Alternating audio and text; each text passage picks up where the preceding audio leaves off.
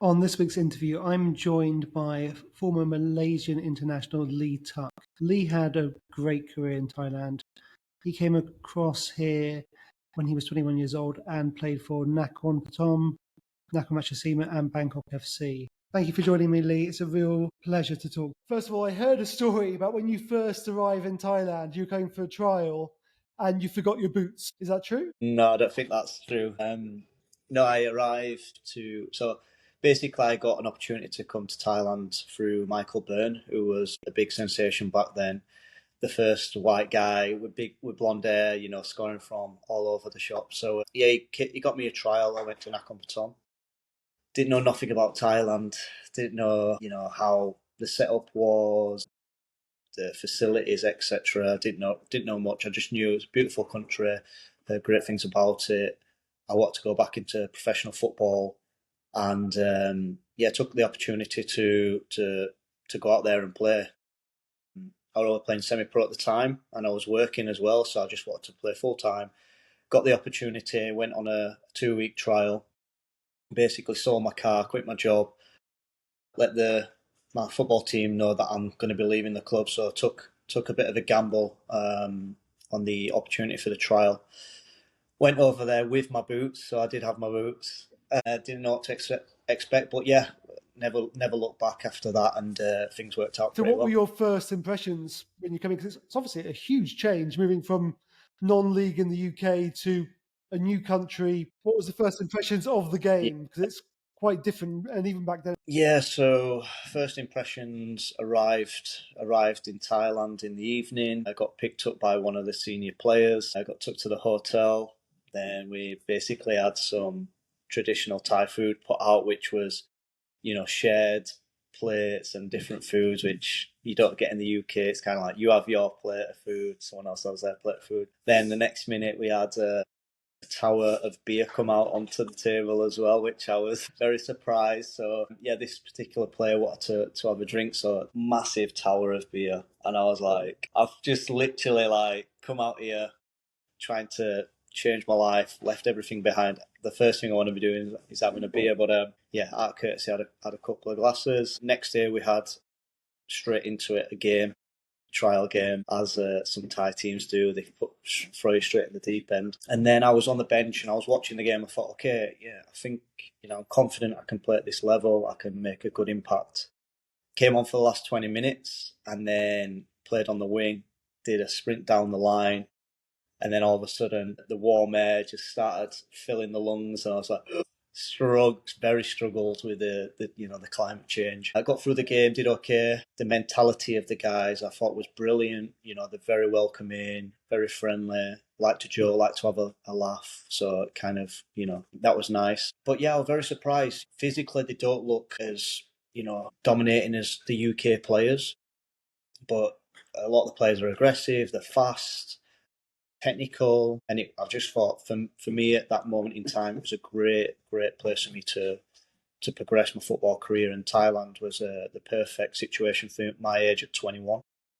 So I thought it was very exciting as well. The fans, the passion of the fans, it's great. And if they're a big club or not, a small club, they have the core fans, and then even at the end of every game, the fans applaud oppositions, which I think that should be shared across the world. The way that I don't think we have the tribalism here that we might have elsewhere, and that sort of in the UK, it's almost sort of like you hate the opposition players, and there's no sort of friendship towards. But you don't really have fan problems here to the same level, which is lovely to see. So how long did it take you to adapt to the climate with the game? Yeah, so when I came, I was 21. So you're looking at maybe 16 years ago when I came to Thailand. So the games were kicking off at 4 p.m. And so you're warming up at 3 o'clock. You're sat in the changing rooms where everyone's just, sweating and it's hot. So it did take quite some time to, get used to the climate.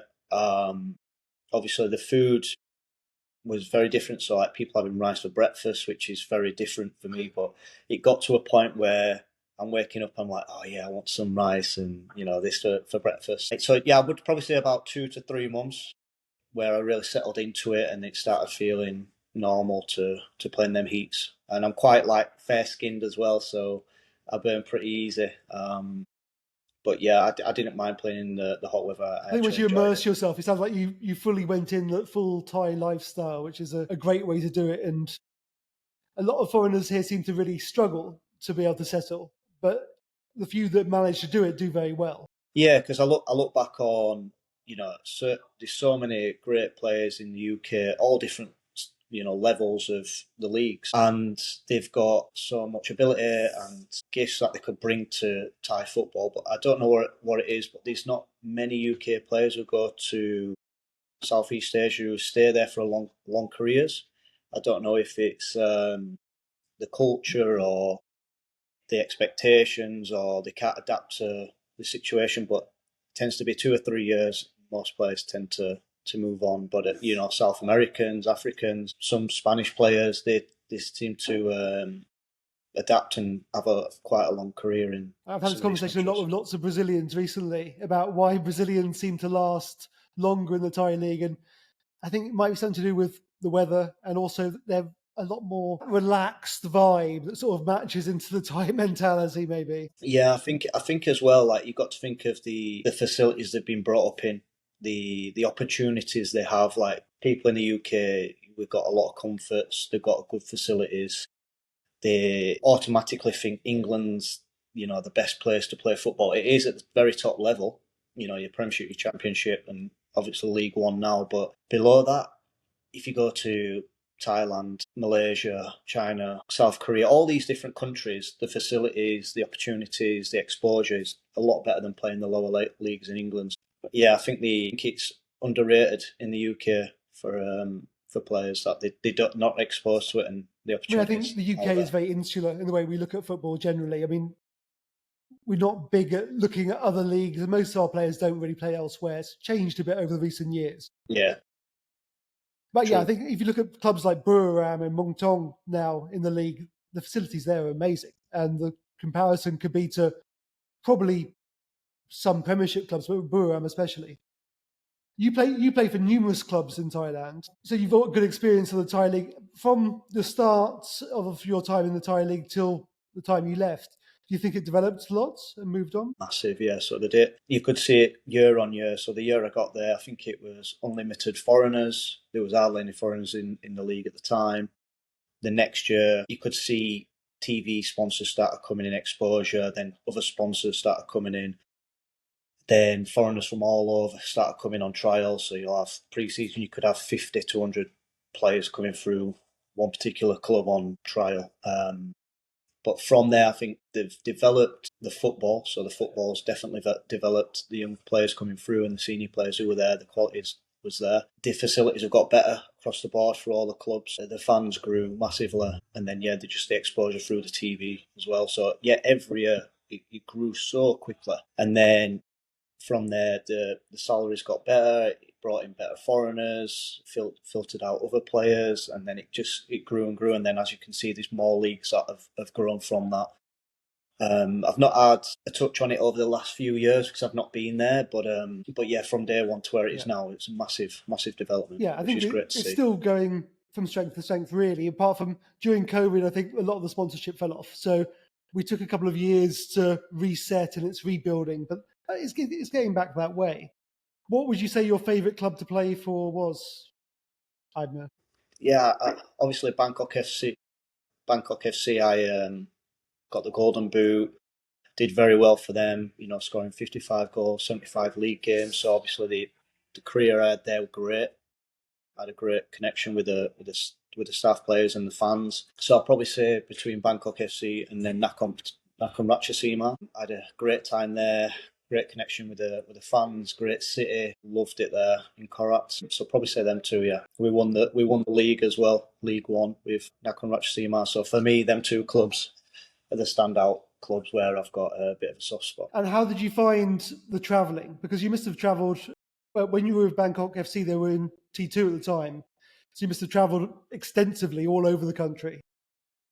Is that by coach or by plane at that time? Yeah, everything by coach. So I don't think we did any flights, but I enjoy it. I enjoy the traveling. You get to see different parts of the country.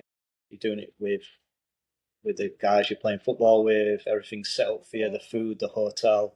You just have to prepare for the games. So yeah, I love the away games. Love seeing different parts of the clubs and stadiums. And yeah, I just sort of it's always good. related. Like I've been with Phuket, Andaman quite a lot traveling, and it just seems to me endless stops of 7-Elevens and petrol stations along the way, all throughout the country. To be fair, we did fly to Phuket when we was there. Phuket were really good at the time as well. They had a good club. They were investing a lot. I think it wasn't too many years later that I think they had a big change there. But they were always good to visit, obviously. But yeah, 7-Elevens is always a non-negotiable. Cheese and ham sandwiches and things like that. So, Yeah. how did you find dealing with your teammates? Were there big language difficulties, or you found there was always a way to communicate in a way? Yeah, I think the first year was really difficult when I was in Nakhon Pathom, um, because not many people spoke English in the town there, which was great for me because I had to learn very fast. I was pointing to food and think I'm not getting things right a lot. And I think so I started learning a little bit of Thai. I can speak a little bit of Thai, not perfect, but I spoke a bit of Thai. And then I think the players respect that a little bit more, and they can have a bit more banter with you, and then you can go back and forward. And then yeah, it was very difficult the first year, and it's also the culture, getting used to the culture coming from a lower league football in the UK is very aggressive, very in your face, very direct, very like to the point. And in Thailand it's my belai, okay, all this kind of work hard, play the best, but enjoy it, and kind of like don't take it too much. It was adapting and trying to take the best of what I had and taking the best of Thailand and mixing it into my own kind of Talking to personality. foreigners playing the game, a lot of people say they've often struggled with the fact that Thais don't take criticism that well in many ways. That they have to be a lot more gentle, whereas maybe in the UK or elsewhere you get the hairdryer treatment from the coach, or you get a lot of strong. Right. That doesn't really work with Thais. You have to be a lot more gentle and easy in your. Yeah, I think, yeah, it definitely. I agree. Like it's kind of like straight to the point. UK, just say it as it is. Emotional way, heart on your sleeve. Get it said. Get it to where Thailand's a little bit. You have to be more delicate. Yeah, they don't take well to just having the hairdryer treatment too much. Every now and then it works, but not too often. What Thai players most impressed you during your time in the league? There was a handful of players, obviously, all the national team players back then. I think for me, there's a lot of standout players, but for me, I think the who impressed me the most, who I met over there, was a good friend of mine now, Mika Chinonsi. Not the most technical player, but the mentality he had, I think, with a blend of Thai and coming from Wales with the UK, he knew how to get the best out of all the players he played with. So we played together in Bangkok FC. We were at Mong Tong before that. He had his best spell at Bangkok United. But I could see just how he brought players together. He blended the foreigners with the locals, and then he brought in a good, strong mentality of winning across the board. So technically, not the best, but bringing a team together and the mentality and the grouping, I'd probably It's say a Mika on a that good point. bridge for you as well with his sort of dual nationality, that you had that adaptability to build a friendship as well quite easily, I imagine. That's right. I think he's based in Samui these days. He's working with the PSG academy I saw the other day. Yeah, yeah. Didn't speak to him too long ago. Yeah, I think he's still involved with the sports background and football related with coaching and things like that. But I think he decided to step away from the game not too long ago. So what would, like, obviously as an observer of Thai football during your time there, what do you think is necessary to improve the Thai game as a national aspect?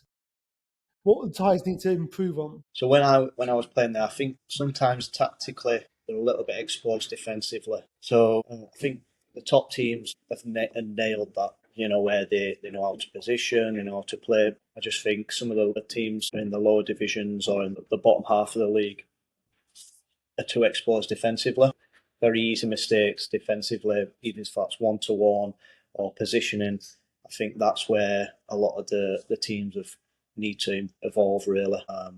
Attacking wise, technically really good. You could say to play at the top level or to compete across the world, you need to have bigger, stronger players, but that's genetics. But yeah, I would say just defensively, tactically, that's where I I mean, I would think say we the need to improve. physicality is almost happening by itself. I see now the new generation there's a lot of half-Thai players coming into the team who add that strong spine to it, and it seemed to being accepted, which wasn't going to be the case 5 or so years ago. So now that you've retired, you've stepped away from football completely, or you're trying to stay involved still? I have. I've had some offers to go back to play in Malaysia. I had an agent contact me about there's a team in Thailand who are interested in bringing me in. But to be honest, I didn't entertain the idea just because I'm on a new path now. I'm doing, I focus on business acquisition, so buying businesses. I'm keeping myself fit. I'm training twice a day, so I'm doing other things like high rocks and fitness related things like marathons. So yeah, it's always going to be a bit of a tease if there's an agent saying, "Oh, there's a club interested," but I try not to entertain it because I get too excited where it's I've kind of committed to doing something else now. Probably left the game too early, to be honest, but I'm happy with what I've achieved and I'm going in another direction. Could you see yourself, when you talk about acquisitions and businesses, being involved maybe behind the scenes at a club more, or? Yeah, definitely. I love to bring the portfolio to places like Malaysia, Thailand, and build a portfolio there. I'm thinking about the fitness space as well, so sports related. I have seen football agency, business for sales, and things like that, but I've not really looked to push that. Obviously, it's a sector I know, and the connections I've got is great. But at the minute, I'm focusing on certain sectors that I know that are going to work really well. But What yeah, the who future will knows? hold. Yeah. Maybe in the future. So, what Exactly. advice would you look at giving to maybe young non-league players who are looking for a chance and moving to somewhere like Thailand? Yeah, I would say to be honest, I think the opportunity to get into Thai league now from non-league is very difficult. I was very fortunate when I did it. There wasn't the cap on 3 to 5 foreigners. The opportunity to go on trial was a lot easier.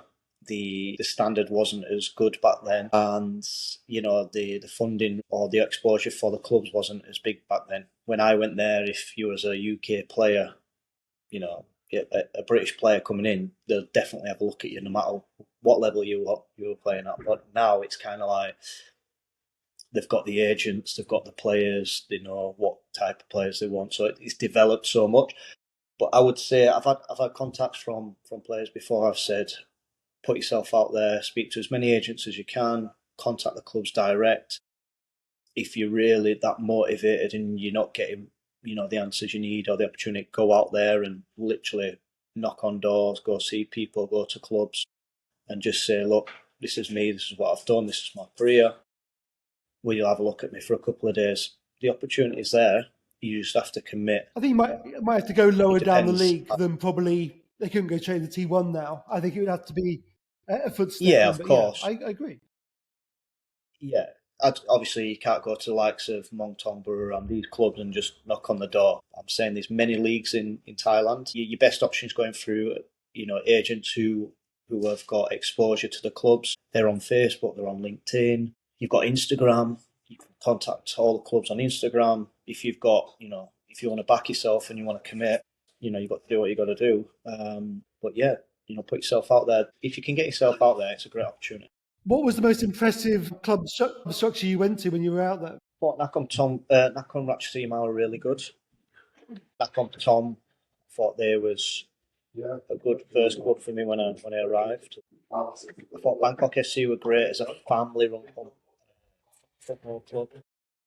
The fans, how they work with the fans and work with the club and that organisation. So yeah, probably say them 3 clubs are probably the best. The way that Nakhon Ratchasima organised match days as well with all the fans and the car park and how the buses came in, how the players left after the game. That was organised really well. Cheers, Lee. Thank you so much for your time today. I really appreciate it. Good luck in the future, and hopefully we'll see you again in around about Thai football soon. Brilliant. Appreciate you having me on the show, and Cheers, mate. we'll keep in touch. I'll just let it